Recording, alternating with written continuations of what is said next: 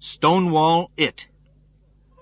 Words and Their Stories, a program about special American expressions. American English, like every language, is full of idioms. An idiom is a special way of saying something. Idioms are sometimes called slang or vernacular expressions or colloquialisms. They are as difficult to explain as life itself.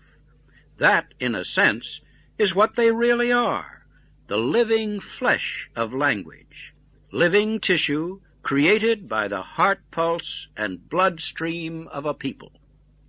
One such expression, to stonewall it, has suddenly burst anew into life and gained wide popularity across the United States.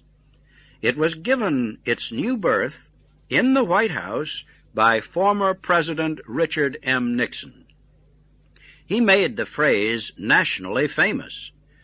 Millions of Americans heard on television or read in the newspapers how he had advised his aides to stonewall it, so that federal investigators would not discover the whole truth about some of their activities.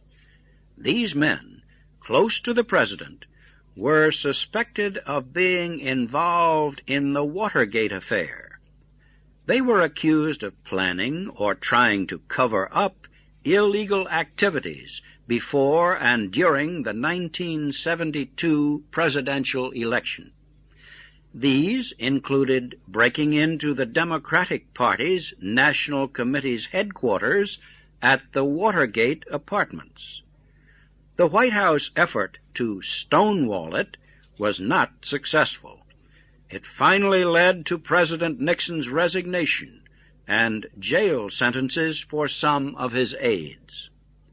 The word stonewall can be found in any American dictionary, although it has not often been used in this country. The word comes from the game of cricket to describe a man who has decided to keep his play defensive, just blocking balls without trying to score runs.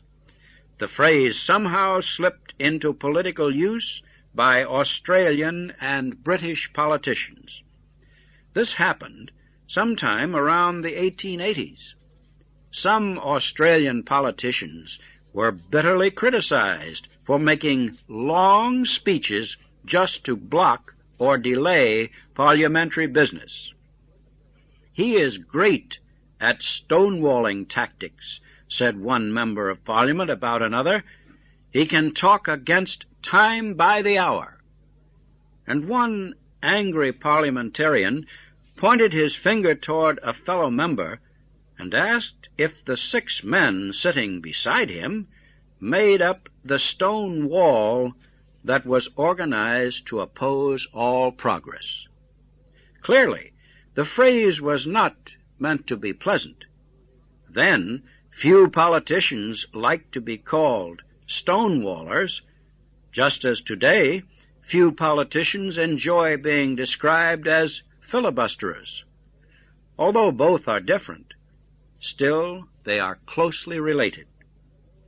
There was a time, however, when the word Stonewall had an honorable name.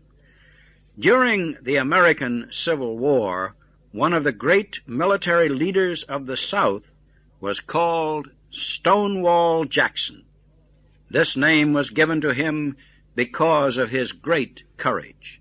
He was a man who refused to retreat under pressure, but stood firm like a stone wall against the advancing troops of the North.